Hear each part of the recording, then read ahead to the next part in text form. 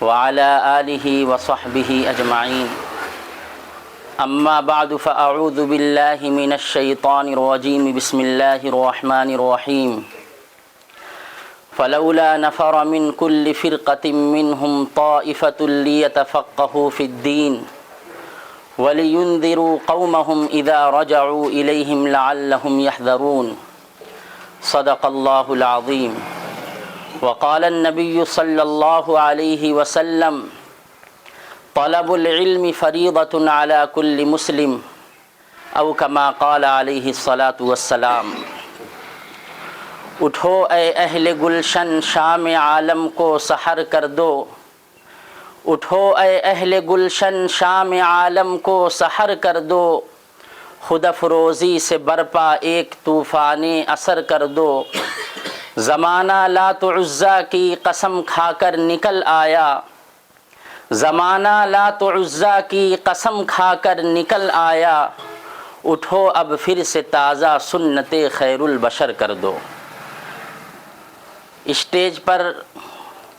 تشریف فرما ہم سب کے مخدوم گرامی، آج کے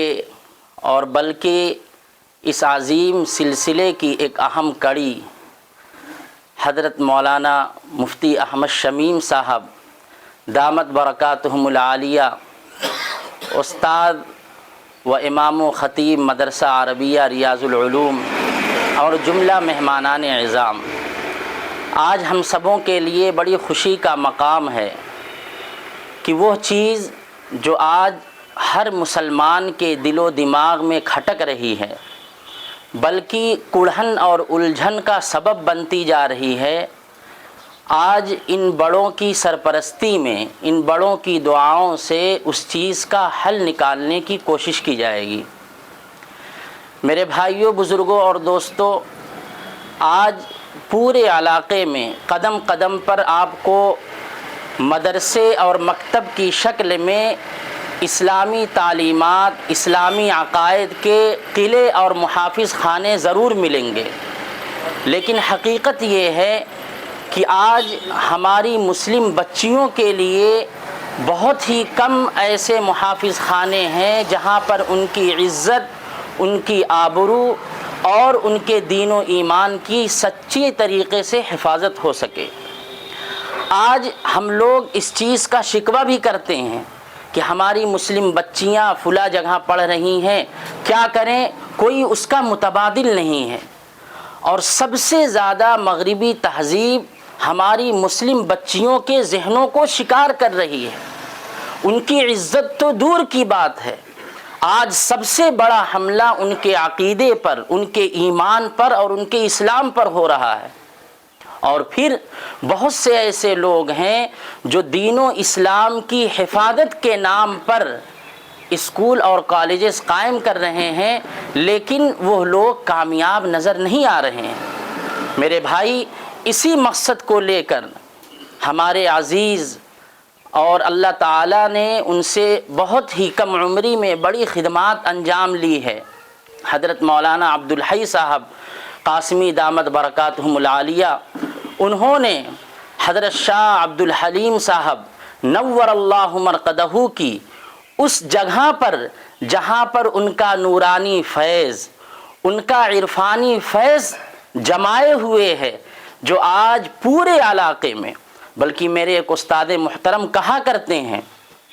کہ جونپور اور اعظم گڑھ کی سرزمین کے کونے کونے میں جو داڑھی، ٹوپی یا کرتا پائجامہ نظر آ رہا ہے، وہ حضرت شاہ عبدالحلیم صاحب نور اللہ مرقدہ کا عرفانی فیض اور ان کا روحانی فیض ہے۔ اور ہمیں یقین ہے کہ آج ہم اس بابرکت چیز کو، اس بابرکت مقصد کو، مشن کو انہی کے سائے میں، انہی کی چھاؤں میں شروع کرنے کی کوشش کر رہے ہیں، جس کا جاگتا ثبوت، جس کی بنیاد ہم سب کی آنکھوں کے سامنے حضرت کے پوتے حفید محترم حضرت شاہ عبد الحلیم صاحب نور اللہ مرقدہ کے علوم و معارف کے اصلی خزینہ، جو اس وقت ان کی روحانی اور عرفانی فیض کی صرف ہندوستان ہی نہیں بلکہ سوشل میڈیا کے ذریعے پوری دنیا میں ترجمانی کر رہے ہیں، بظاہر حضرت کو دیکھ کر میرے ذہن و دماغ میں یہی بات نظر آ رہی ہے، آپ آئے ہیں تو اب ہم آئینہ بھی دیکھیں گے، آپ آئے ہیں تو اب ہم آئینہ بھی دیکھیں گے،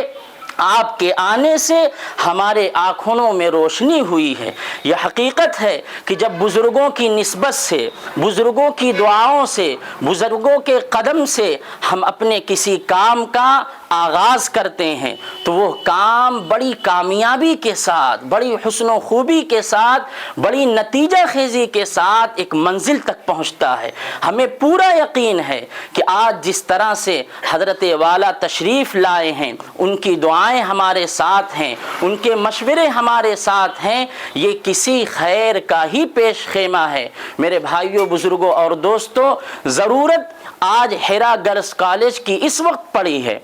کہ ہم لوگ دارالعلوم دیوبند کے صدر المدرسین و استاد حدیث حضرت مولانا سید ارشد مدنی صاحب دامت برکاتہم العالیہ کے پاس صرف اسی مقصد کے لیے سفر کیے تھے کہ حضرت ہم لوگ ایک اسکول قائم کرنا چاہتے ہیں، ہم لوگ ایک مدرسہ لڑکیوں کا قائم کرنا چاہتے ہیں۔ تو حضرت نے مشورہ دیا تھا کہ مدرسہ قائم کرنے کی کوئی ضرورت نہیں ہے، تم اسکول قائم کرو لڑکیوں کا، جس میں خالص لڑکیاں ہی پڑھیں، لیکن اس میں قرآن کریم کی تعلیم عمدہ اور صحت مخارج کے ساتھ کی جائے۔ اور پھر دوسری چیز حضرت نے فرمایا کہ اسلام کے شرعی احکام، اہم احکام اور خاص طور پر بنیادی عقیدے کی خاص تعلیم ہو، جس میں پڑھانے والے مجھے مجھائے ہوں، کوہنا مشق ہوں، جو زبردست انداز میں احکام اور عقائد کو بچوں اور بچیوں کے ذہنوں میں بٹھا سکے۔ وہیں پر حضرت مولانا عبدالحی صاحب دامت برکاتہم نے اسی وقت یہ فیصلہ کیا کہ ہم ایسا اسکول قائم کریں گے جہاں پر ان ساری چیزوں کی